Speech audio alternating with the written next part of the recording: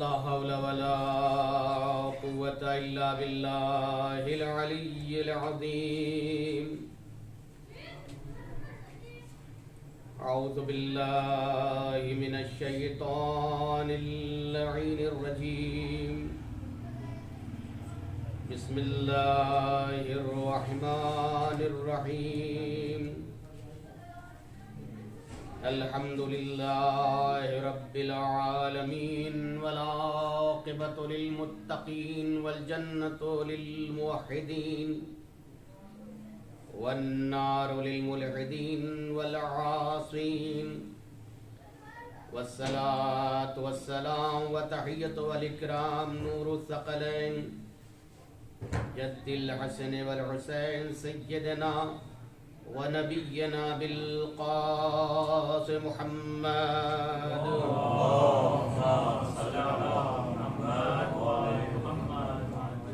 وعلى أهل بيته الطيبين الطاهرين المعصومين المظلومين المنتجبين ولعنة الله على أعدائهم وقاتلهم وغاصب حقوقهم ومنكر فضائلهم ومصائبهم وشاكهم أجمعين من يومنا هذا إلى يوم الدين. أما بعد فقد قال الله تبارك وتعالى في محكم كتاب المبين والفرقان الحميد وقوله الحق. بسم الله الرحمن الرحيم. إنا أعتدنا للظالمين نارا أحاط بهم سرادقها وإن يستغيثوا يغاثوا بماء كالمهل يشفي الوجوه بئس الشراب والساءت مرتفقا. صلوات على محمد وآل محمد.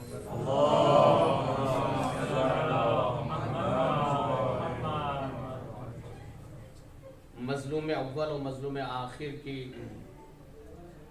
شہادت کی مناسبت سے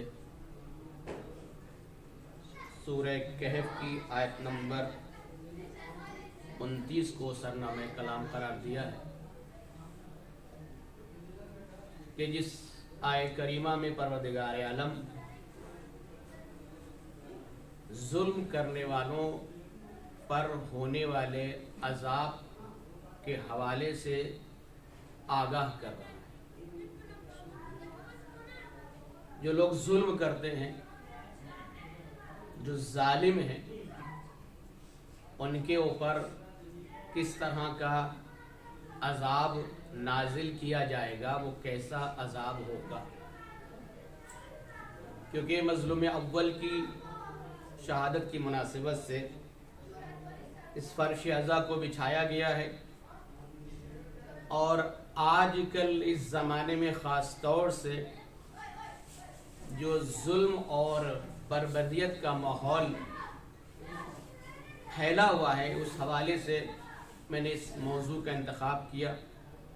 البتہ یہ بہت مفصل موضوع ہے اور کافی اس موضوع میں گنجائش ہے کہ مختلف پہلو سے اس موضوع کو بیان کیا جائے، اور بیان کیا جاتا ہے. یہاں طلاب اور علماء تشریف فرما ہے، کوئی نئی بات نہیں ہوگی، لیکن یہ کہ یہ ایسا عنوان ہے ظلم کہ جو کسی بھی مکتب یا کسی بھی مذہب کا ماننے والا ہو وہ اس بات سے تقریباً آشنا ہے کہ ہاں ظلم قبیح اور عدل حسن ہے. یہ مستقلات عقلیہ میں اس کو بیان کیا جاتا ہے کہ بغیر کسی شرع کے، بغیر کسی دین کے جو عقل حکم لگاتی ہے ظلم کی قباحت کے اوپر اور عدالت کے حسن کے اوپر کہ ہاں عدالت اچھی بات ہے، اور جس کی یاد میں ہم لوگ بیٹھے ہوئے ہیں، جس کا ذکر کرنے بیٹھے ہوئے ہیں، اس کے لیے یہ بات مشہور ہے کہ امیر المومنین علی ابن ابی طالب علیہ السلام شدت عدل کی بنا پر قتل کر دیے گئے، شدت عدل کی بنا پر شہید کر دیے گئے. اتنی زیادہ امیر المومنین کو فکر تھی عدالت کی اتنی زیادہ ہمیشہ اور ہر موقع کے اوپر مولائے متقیان امیر المومنین نے جس چیز کو یوں تو تمام صفات حسنہ کے مالک امیر المومنین، تمام صفات علیہ، تمام صفات حسنہ کے مالک امیر المومنین، لیکن چند عناوین سے جو امیر المومنین کو دنیا نے پہچانا، البتہ بہت ساری چیزیں کہ جن کے حوالے سے نہیں پہچانا، وہ ان میں سے ایک عدالت ہے کہ جو خط امیر المومنین نے محمد ابن ابی بکر کو لکھا تھا اور جس طریقے سے عدالت کے حوالے سے تاکید کی تھی، مفصل خط آپ لوگوں نے پڑھا ہوگا، وہ خط منظر عام پر یہ ہے کہ آج کل کے حکماں کو اس کا مطالعہ کرنے کی اشد ضرورت ہے۔ دیکھیں کہ ہاں، کیونکہ خود امیر المومنین کا ہی ایک جملہ ہے کہ حکومت کفر سے تو چل سکتی ہے مگر ظلم سے نہیں چل سکتی۔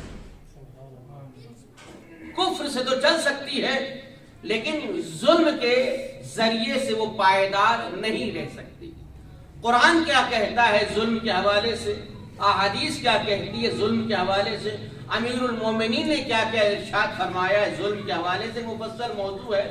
خود ظلم کرنے کے حوالے سے اثرات کیا نمودار ہوتے ہیں، معاشرے پر اس کا اثر کیا ہوتا ہے، ظلم کرتا کیوں ہے، ظلم کرنے کی وجوہات کیا کیا ہوتی ہیں، یہ مختلف پہلو ہیں جن کے حوالے سے بحث کی جا سکتی ہے، گفتگو کی جا سکتی ہے۔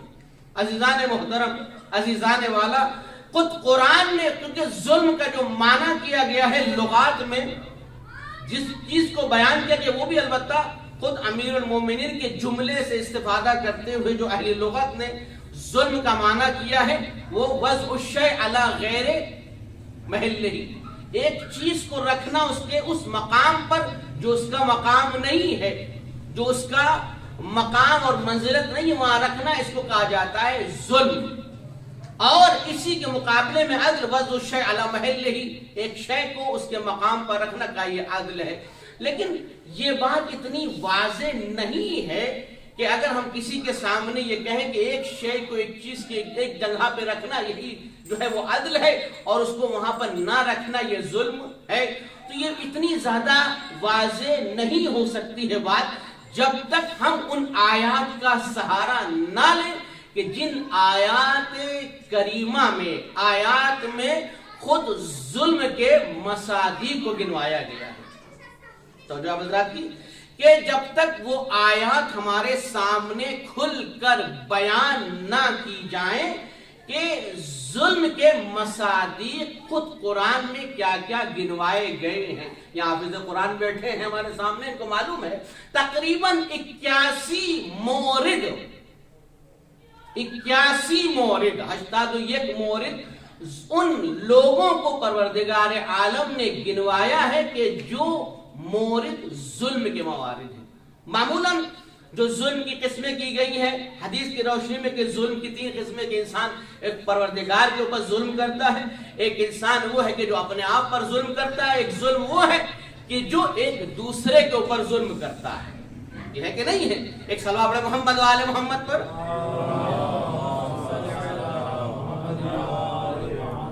میں گزارش کروں گا کہ تھوڑا تھوڑا آگے تشریف لے آئیں، صلوات پڑھتے ہوئے ایک صلوات پڑھیں محمد و آل محمد پر۔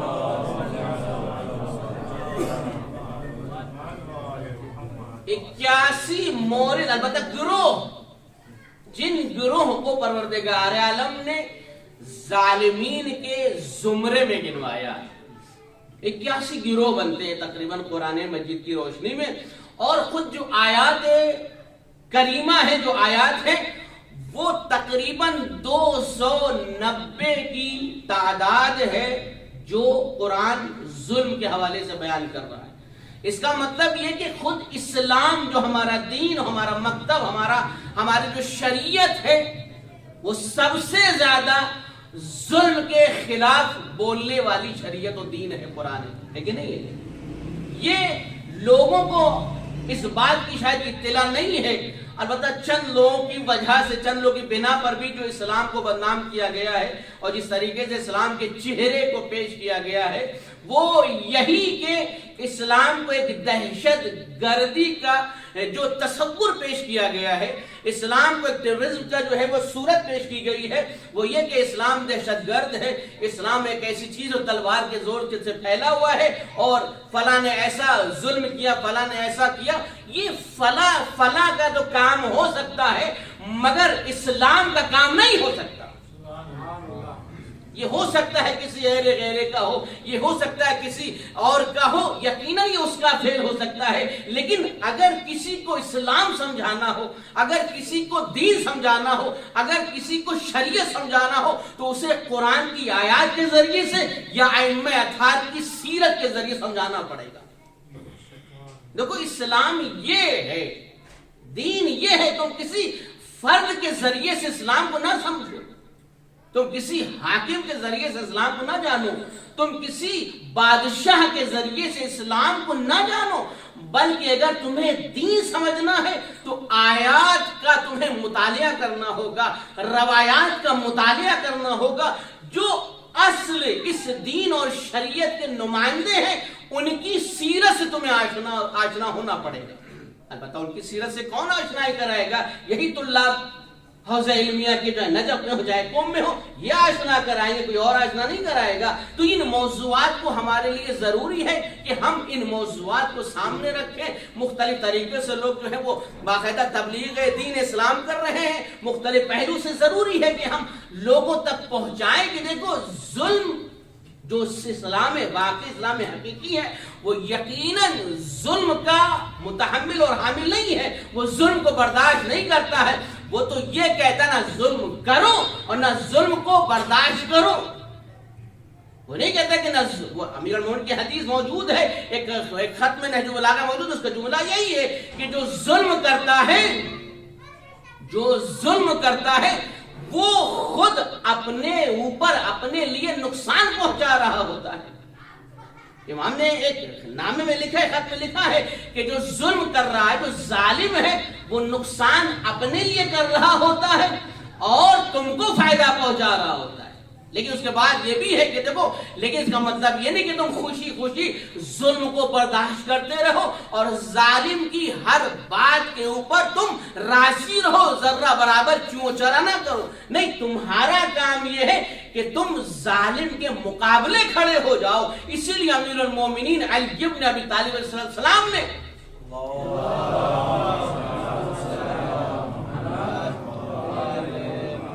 اپنے اس جو کل کی گزری ہوئی رات میں امیر المومنین نے وصیت فرمائی ہے امام حسن اور امام حسین علیہ السلام سے، جو وصیت میں جملہ یہی ہے، کون للظالم خصما وللمظلوم عونا. للظالم خصما، تم ظالم کے مد مقابل رہنا، تم ظالم کے سامنے رہنا، تم کہنا کہ ہاں تم یہ غلط کر رہے ہو. تم یہ نہ سوچنا کہ نہیں ہم سے کیا مطلب ہے، یہ پڑوسی کا معاملہ ہے، یہ فلاں کا معاملہ نہیں. کون للظالم خصما وللمظلوم عونا، تم مظلوم کی حمایت کرنا، مظلوم کے حامی رہنا اور ظالم کے مد مقابل رہنا. یہ امیر المومنین کی ذات ہے، یہ مولا متقیان کی ذات ہے. یہ ہے کہ قرآن نے کس طریقے سے کہا کہ کیا ہے وضع شیلا محل غیر محل نہیں. اور ایک ابن فارس ہے کہ انہوں نے بھی کم سے کم ظلم کی تعریف کرنے کی کوشش کی ہے، اس کی ڈیفینیشن بیان کرنے کی کوشش کی ہے کہ ظلم کی تعریف فقط اس سے نہیں ہو سکتی ہے، بلکہ کیا ہے، ظلم کو انہوں نے ایک معنی اور دیا ہے. کہ ظلم کیا ہے؟ کہ ظلم تاریکی اور سیاہی. اب مجھے نہیں معلوم کہ ابن فارس جو ہے اس معنی سے اس کا لازمہ مراد لیا ہے یا دو معنی نکالے، لیکن یقیناً یہی ہے کہ اگر کسی شے کو اس کا مقام نہ دیا جائے جو اس کا مقام ہے تو یقیناً اس کا لازمہ یہ ہے کہ اس کے بعد تاریکی ہی تاریکی ہوگی. اس کا لازمہ یہ ہے کہ تاریکی ہوگی، اندھیرا ہوگا، جیسا کہ ہوا کہ نہیں ہوا. امیر المومنین کی اگر خلافت کو غصب کیا گیا، جو مقام اور منزلت امیر المومنین کی تھی، اس کے بعد آج تک تاریکی ہے کہ نہیں ہے؟ اندھیرا ہی اندھیرا ہے. آج جو دنیا میں واقع مسلمان ذلیل اور رسوا ہو رہا ہے اس کی اصل وجہ یہی ہے کہ حقدار کو اس کا حق نہیں دیا گیا، جس کی بنا پر آج مسلمان ذلیل اور رسوا ہو رہا ہے، جس کی بنا پر آج وہ محتاج ہے، کوئی بول نہیں سکتا. ورنہ اگر مسلمان حقیقی مسلمان ہو جائے، واقعی مسلمان ہو جائے تو دنیا کو تو جھکا سکتا ہے، دنیا اس کو نہیں جھکا سکتی. دنیا کے سامنے وہ کبھی سر نگو نہیں ہوگا، وہ کبھی اپنے آپ کو اس طریقے سے پیش نہیں کرے گا. تو یقیناً یہ ہے، یہ آیات جو روایات واقع قربان ہماری جانے جائیں ایسی آیات اور روایات کے اوپر کہ ہر موضوع کو مفصل طریقے سے بیان کیا گیا. اچھا، فقط یہی بات ختم نہیں ہوئی ہے کہ ظالم، اب میں نے آیت کا ترجمہ نہیں کیا ہے کہ ظالم کے لیے خدا نے کس عذاب کا وعدہ کیا ہے، ایسا سخت عذاب. اور یہ ظالمین جو کہا ہے ظالمین، یہ مطلق ہے، یہ نہیں کہ اگر فلاں مذہب کا ہوگا اور ظالم ہوگا صرف اسی کے ساتھ یہ عذاب ہوگا، نہیں، بلکہ جس طرح جس مذہب جس مکتب کا بھی ہوگا اگر ظالم ہے تو اس کے اوپر یہ شدید عذاب. احاط بہم کیا ہے، میں نے کیا کر دیا، انا اعتدنا للظالمین نارا، ہم نے ظالمین کے لیے آگ کو آمادہ کر دیا. ہم نے ظالمین کے لیے آگ کو آمادہ کر دیا ہے. جس آگ کو پروردگار عالم آمادہ کرے وہ کیسی آگ ہوگی؟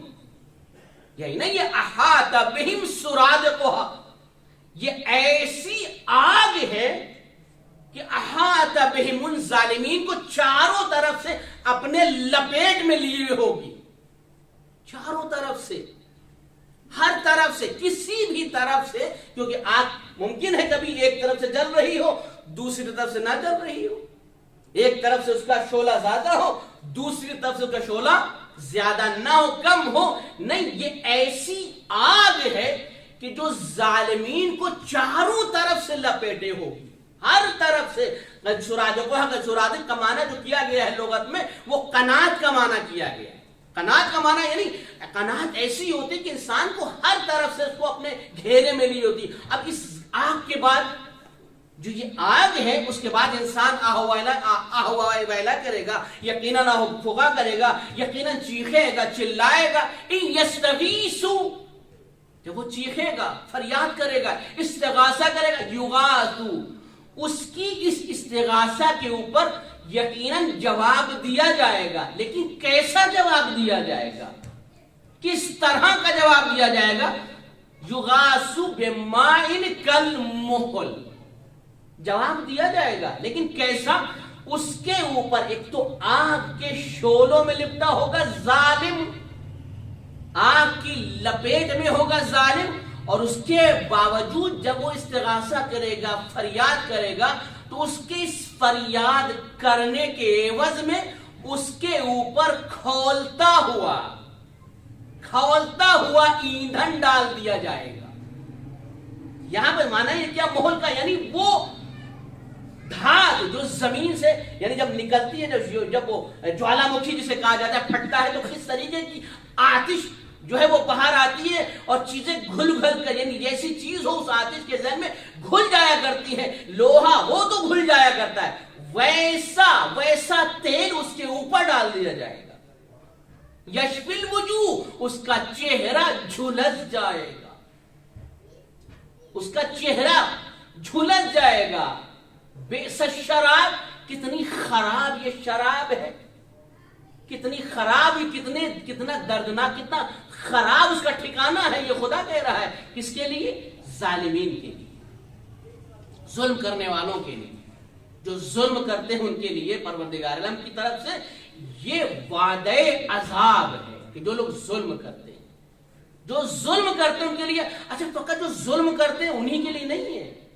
یوں تو 290 آیات کے ظلم کے حوالے سے، جو ستم کے حوالے سے بیان کی گئی ہیں، اس کے علاوہ جو ظالمین کا ساتھ دیتے ہیں، عجیب ہے، جو لوگ ظالمین کا ساتھ دیتے ہیں ان کے لیے بھی کچھ اسی طرح کے عذاب کا وعدہ کیا گیا ہے. کچھ اسی طرح کے عذاب کا وعدہ کیا گیا. ظالمین کا ساتھ کہتے ہیں کہ ہم سے کیا مطلب ہے، فلاں قوم کے اوپر ہو رہا ہے، ہم کیا ہوتے ہیں، ہمیں تو کوئی ضرورت نہیں ہے، ہم پہ تو نہیں ابھی کیسی ویسی کی مصیبت آئی ہے، ہم تو بالکل ابھی بچے ہوئے ہیں، ہمارے پر کوئی ایسا نہیں.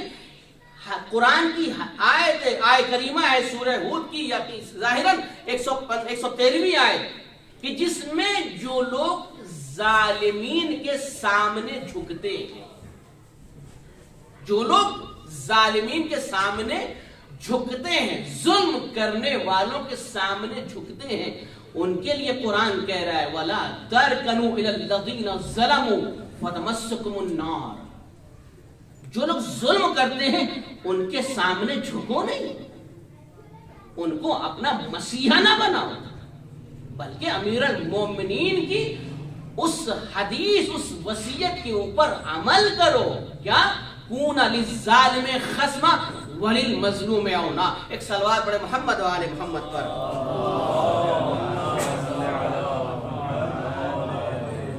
عزیزان محترم، میں بہت خلاصہ کرتے ہوئے آپ کے سامنے کہ اب اگر ان موارد، ان مصادیق آیات، کیونکہ آیات نہیں پڑھ سکتے، وقت نہیں ہے، ان چیزوں کو اگر نہ ذکر کیا جائے کہ جن کو قرآن نے کہا ہے، جن گروہ کو قرآن نے ظالمین کے زمرے میں بیان کیا ہے، کیونکہ مظلوم اول کی مجلس میں ہم بیٹھے ہوئے ہیں جو سب سے زیادہ ظلم کیا کے خلاف، یعنی ظالمین کے مقابلے میں آنے والا ہے. جملہ ہے آیت اللہ شہید مرتضیٰ مطہری کے دوست کا یا استاد کا کہ امیر المومنین ایک ایسا سکوت والا، ساکت، آرام سمندر ہے کہ جس میں تلاطم نہیں ہے. ایک ایسا سمندر ہے کہ جس میں تلاطم نہیں ہے، لیکن جب کسی یتیم کی آنکھوں میں آنسو دیکھ لیتا ہے اس میں تلاطم پیدا ہو جاتا ہے. یہ کسی بھی ظلم کو برداشت نہیں کرتا، یہ کسی بھی مظلوم کی آہ کو برداشت نہیں کرتا، بلکہ یہ فوراً اسی وقت ایک ایسا کام کرتا ہے کہ جو ظالم کے خلاف ہو. کیا یہ سکوت ساکت سمندر ہے، آرام سمندر ہے، مگر جب کسی یتیم کی آنکھوں میں آنسو دیکھ لیتا ہے تو اس میں تلاطم پیدا ہو جاتا ہے. اس کے اندر ٹھہراؤ نہیں ہوتا، یہ بے چین ہو جاتا ہے کہ نہیں، یہ ظلم کیوں ہو رہا ہے، یہ کسی کا حق کیوں غصب کیا جا رہا ہے، یہ ناحق خون کیوں بہایا جا رہا ہے. یہ ہے مکتب تشیع، یہ مکتب اہل بیت، یہ ہے اسلام، یہ ہے شریعت، اسے دین کہا جاتا ہے. قرآن کے چند چیزیں میں آپ کے سامنے گنواؤں، وقت میں گنجائش نہیں ہے کہ مفصل، ہاں ان مصادیق کو آپ کے سامنے گنوانے کی کوشش کروں گا کہ جن مصادیق کو قرآن نے ظالمین کے گروہ میں رکھا ہے. ورنہ فقط ایک تعریف کے ذریعے سے سمجھ میں نہیں آئے گا، ایک ڈیفینیشن بتا دی جائے نہیں سمجھ میں آئے گا جب تک ہم قرآن اور حدیث کی روشنی میں نہ دیکھیں کہ قرآن نے کن کن گروہ کو ظالمین کے زمرے میں رکھا ہے. کن کن گروہ کو قرآن نے ظالمین کے زمرے میں رکھا ہے. تقریباً 81 موارد ہیں، 81 مورد ہیں کہ جن گروہ کو قرآن کہتا ہے کہ یہ ظالمین ہیں. سب سے اب پہلے یا بعد میں متاخر متقدم بات نہیں ہے، چند چیزیں.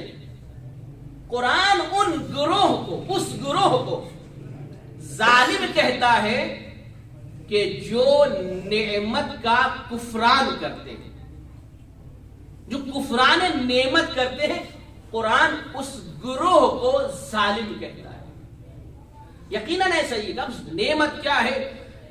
بہت مسائل ہوتے ہیں، مسائل یقیناً ہیں، مشکلات ہیں، لیکن ہاں انسان جو ہے پہلے جو کچھ نعمتیں اللہ نے اس کو دی ہیں اگر شکر ادا کر لے تو یقیناً وہ جو نعمتیں نہیں پہنچی ہیں اس تک پہنچتی چلی جائیں گی. قرآن کا وعدہ ان شکرتم لازیدنکم ولئن کفرتم ان عذابی لشدید. پہلے تم شکران نعمت کرو. ایک شخص آتا ہے 8ویں امام علی رضا صلی اللہ علیہ وسلم کے پاس،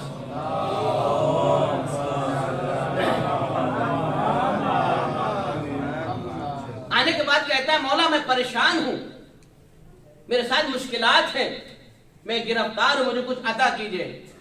امام کے سامنے انگور کا ایک تھال سجا ہوا ہے، امام انگور نوش فرما رہے تھے۔ امام نے انگور کا ایک گچھا اٹھایا اور اس کی طرف بڑھایا۔ اس نے کہا مولا مجھے انگور کی ضرورت نہیں ہے، مجھے مال کی ضرورت ہے، میں پریشان ہوں۔ امام نے انگور کا گچھا اٹھا کے رکھ لیا، کچھ نہیں بولے۔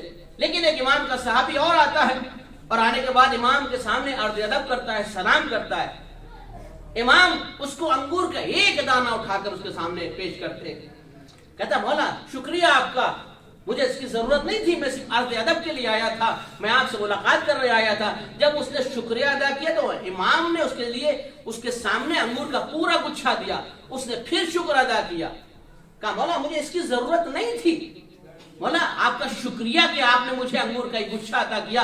امام نے اس کے بعد انگور کا پورا تھال اس کے سامنے پیش کر دیا، کہا مولا بہت آپ کا شکریہ، مولا میں اس لیے نہیں آیا تھا کہ میں آپ سے کچھ چیز لوں، میں ایسی عرض ادب کرنے کے لیے آیا تھا۔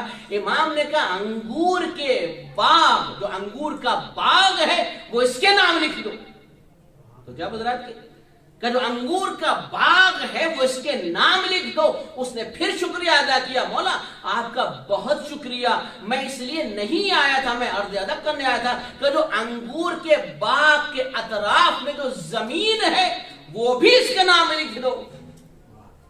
وہ کہہ رہا، وہ جو مانگنے آیا تھا وہ دیکھ رہا ہے کہ یہ کیا ہو رہا ہے، یہ مانگنے نہیں آیا تھا، امام اس کو دیے چلے جا رہے ہیں۔ ایک مرتبہ اس نے کہا مولا ضرورت تو مجھے تھی، میں مانگنے آیا تھا، اسے ضرورت نہیں تھی، آپ اسے دیے جا رہے ہیں۔ امام نے کہا دیکھو تمہیں نعمت مل رہی تھی مگر تم نے اس کا شکریہ ادا نہیں کیا، شکریہ ادا کرتے جاتے نعمتوں میں اضافہ ہوتا جاتا۔ میں سنت الہی کو اجرا کرنا چاہ رہا تھا۔ ایک صلوات پڑھے محمد و آل محمد۔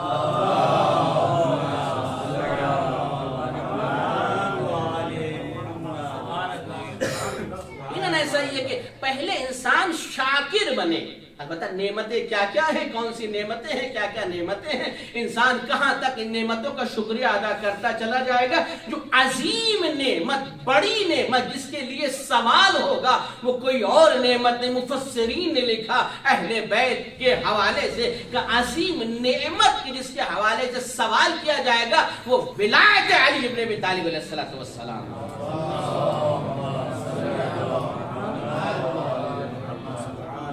ولایت امیر المومنین، بڑی عظیم نعمت۔ آج اس نعمت کا شکریہ ادا نہیں کیا گیا، امت مسلمہ نے اس نعمت کا شکریہ ادا نہیں کیا۔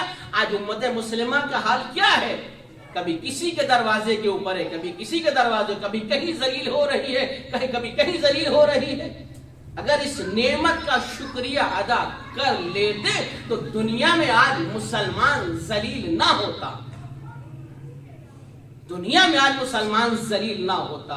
اور جس حکومت نے بہرحال نعمت کا شکریہ ادا کیا ہے، آج بڑی سے بڑی طاقت ہو، اب دیکھیں کس طریقے سے آنکھوں میں آنکھیں ڈال کر بات کرتی کہ نہیں کرتی ہے۔ تو یہ ہے عزیزان محترم، تو جس گروہ کو قرآن نے ظالم کہا ہے وہ گروہ وہ ہے کہ جو نعمت کا شکریہ ادا نہیں کرتے، جو کفران نعمت کرتے ہیں۔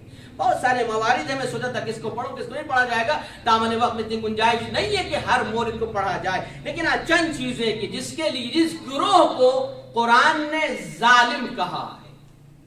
ایک تو وہ کہ جو نعمت کا شکریہ ادا نہیں کرتے، اور جس گروہ کو قرآن نے ظالم کہا ہے وہ گروہ بھی ہے کہ جو مومنین کا مسخرہ اور مذاق اڑاتے،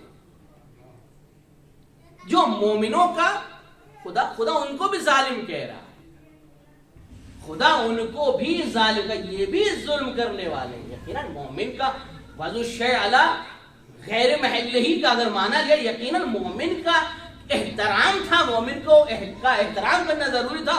مسخرہ کرنے والا یقیناً ظالمین کے زمرے میں ہوگا کہ نہیں ہوگا؟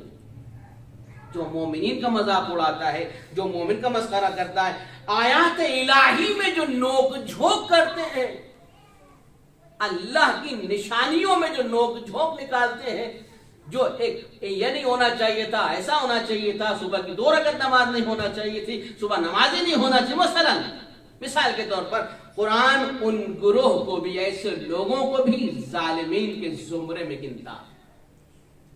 اللہ ایسے لوگوں کو بھی ظالمین کے زمرے میں گنتا ہے جو لوگوں کو گمراہ کرتے ہیں، ظالموں کی مدد کرتے ہیں، جو ظالموں کی مدد کرتے ہیں، پروردگار عالم ان کو بھی ظالمین کے زمرے میں شمار کرتا ہے۔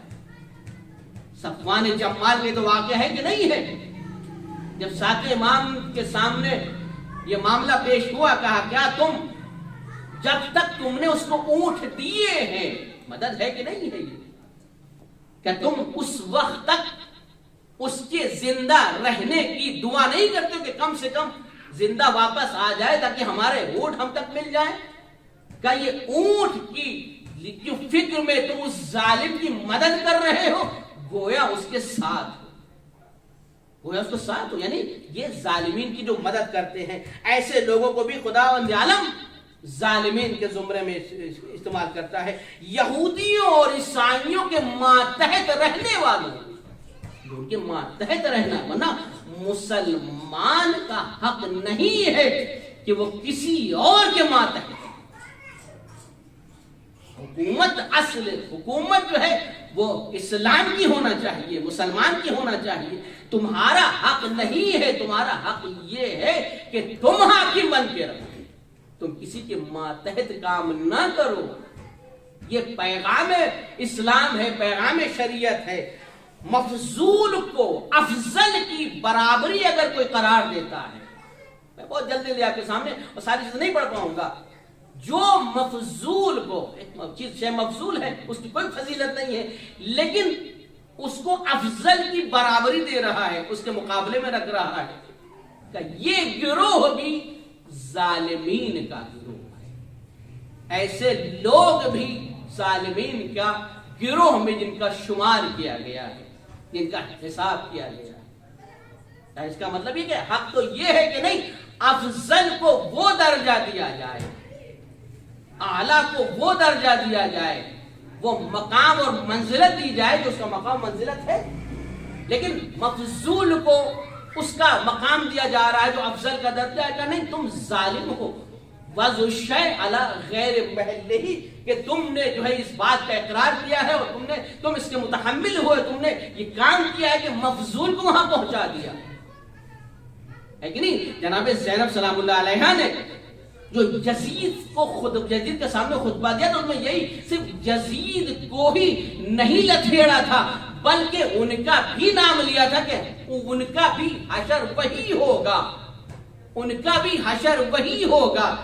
جو لوگ تم کو یہاں تک لانے میں مددگار ثابت ہوئے، تمہارے معاون ہوئے ہیں، جن لوگوں نے تم کو یہاں تک پہنچایا ہے، تم کو یہاں تک نہ پہنچایا ہوتا تو یقیناً سید الشہداء شہید نہ ہوتے۔ تم کو جنہوں نے یہاں تک، یعنی جو تم مددگار ثابت ہوئے ہیں، تو اسی لیے قرآن نے کہا وَلَا تَرْكَنُوا إِلَى الَّذِينَ ظَلَمُوا، ان کے مددگار نہ بنو، ان کے معاون نہ بنو، کہ جو لوگ ظلم کرتے فَتَمَسَّكُمُ النَّارُ، تم کو بھی آتش جہنم اپنے ارد گرد گھیر لے گی۔ تو عزیزان محترم، یہ مفصل موضوع ہے، کیوں انسان ظلم کرتا ہے، اس کی وجوہات کیا کیا ہیں، اس کے کیا کیا اسباب ہیں، یہ خود ایک مفصل موضوع ہے۔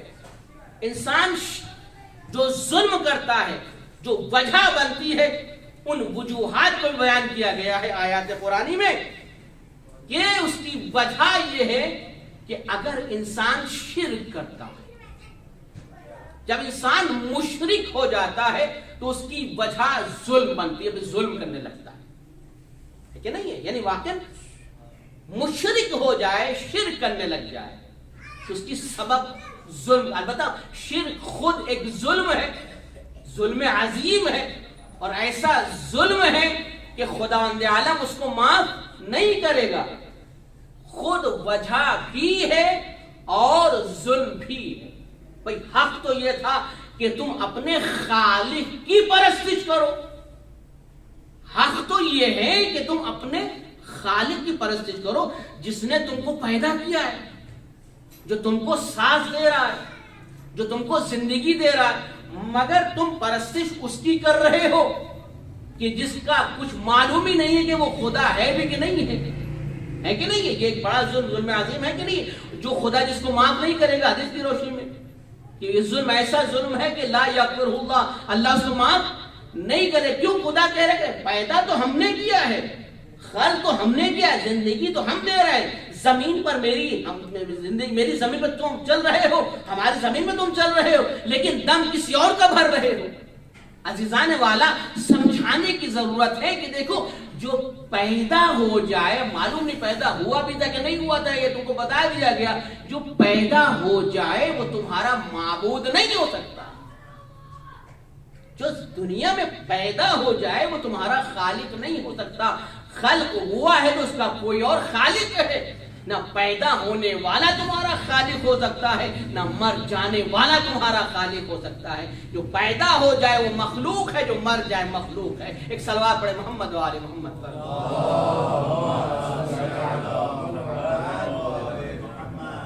یہ اسلام کا پیغام جو سب سے زیادہ آیات اس کے حوالے سے، ظلم کے حوالے سے سب سے زیادہ آیات، اور اگر اسی قرآن کے اوپر یہ تہمت لگائی جائے، یہ الزام لگایا جائے کہ نہیں یہ دہشت گرد والا مذہب ہے، یہ ٹورزم والا مذہب ہے، یہ مکتب ایسا ہے کہ جو گردنیں کاٹتا ہے. نہیں، ایسا نہیں ہے، بلکہ اسلام کے حقیقی نمائندوں نے گردنیں کٹوائی ہیں، کاٹی نہیں. گردنیں کٹوائی ہیں، کاٹی نہیں. ظالم کے ساتھ جو ان کا، خود ظالم کے ساتھ ان کا رویہ اگر دیکھا جائے تو عجیب و غریب، جو کہیں نہیں ملتا، جو کسی مذہب میں نہیں ملتا، کسی مکتب میں نہیں ملتا. کہ حسن اس کے ہاتھ بہت زیادہ سختی سے بندھے ہوئے، اس کی آنکھوں میں میں خوف دیکھ رہا ہوں، ڈر دیکھ رہا ہوں. اس کے ہاتھوں کو کھول دو، اس کی رسی کو ڈھیلا کر دو. جب شربت پیش کیا گیا تو امام نے وہ شربت اس ظالم کے آگے بڑھایا کہ جس نے خود ضربت لگائی. یعنی اس کی پیاس سے ہونٹ خشک ہو رہے ہیں. مولا آپ کو اس ظالم کا اتنا خیال کہ خشک ہونٹوں کو دیکھ کر بھی آپ کو برداشت نہیں ہو رہا ہے کہ یہ پیاسا رہے. مگر مولا یہی تو کوفہ ہوگا، مولا یہی کوفہ ہوگا، یہی آپ کے بچے العطش العطش کر رہے ہوں گے، یہی جناب سکینہ پانی کا مطالبہ کر رہی ہوں گی. رسی کھول دو. یہی وہ جگہ ہوگی جہاں آپ کی بیٹی زینب رسن بستہ کوفے میں داخل کرائی جائے. آج کا دن وہ ہے کہ جناب زینب یتیم ہو. آج کس رمضان ہے، آج علی کا گھر سنسان ہو گیا. عجب نہیں، یہ کہا جائے تو برا نہیں ہوگا، غلط نہیں ہوگا کہ آج حسین کا گھر شام غریبہ میں تبدیل ہو چکا ہے. یقیناً جب پہلی شب ہوتی ہے، پہلی رات ہوتی ہے اور لوگ اپنے گھر کے مرنے والے کو دفنا کر واپس آتے ہیں تو اس کی یاد زیادہ آتی ہے، اس کی یاد زیادہ آتی ہے. اب میرے دوست کے والد کا انتقال ہوا تھا، جبکہ بہت تیمارداری کی انہوں نے. میں نے اسے یہی کہا کہ آپ نے بڑی خدمت کی. کہا نہیں، میں نے خدمت نہیں کی، میں اس جگہ کو دیکھتا ہوں، ایسا لگتا ہے کہ مجھے بلا رہے ہیں، ایسا لگتا ہے کہ مجھے آواز دے رہے ہیں. میں یہی سوچ رہا تھا کہ آج زینب کو لگ رہا ہوگا بابا آواز دے رہے ہیں، آج حسن کو لگ رہا ہوگا کہ بابا آواز دے رہے ہیں، امام حسین کو ایسا محسوس ہو رہا ہوگا بابا آواز دے رہے ہیں. لیکن ہاں وہ بستر خالی ہے کہ جس بستر پر 3 شب امیر المومنین زخمی حالت میں پڑے ہوئے تھے، زخمی حالت میں، کہ خود اسبق ابن نباتہ کا جملہ یہ ہے کہ جب اسبق باہر آئے اور آنے کے بعد اصحاب نے پوچھا کہ اے اسبق تم نے امیر المومنین کو کیسا پایا، کس حال میں پایا، کس عالم میں پایا؟ اسبق نے جملہ کہا امیر المومنین کے فرق اقدس پر ایک ایسا زرد رومال بندھا ہوا تھا اور چہرے کا رنگ بھی زرد تھا، نہیں معلوم کہ چہرے کا رنگ زیادہ زرد تھا یا امیر المومنین کے بندھے ہوئے رومال کا رنگ زیادہ زرد تھا۔ زہر اتنا زیادہ پھیل گیا تھا، اتنا زیادہ زہر پھیل گیا تھا کہ امیر المومنین کے بدن سے سارا خون بہ گیا تھا۔ جو ضربت لگی ہے نا عزاداران امیر المومنین، جو ضربت لگی ہے وہ معمولی ضربت نہیں تھی، 1000 درہم سے اس شمشیر کو خریدا گیا تھا اور 1000 درہم سے اسے زہر پلایا گیا تھا کہ خود کہنا یہ ہے کہ اگر سارے کوفے والوں میں وہ زہر تقسیم کیا گیا ہوتا تو سارے کوفے والوں کے لیے زہر کافی تھا۔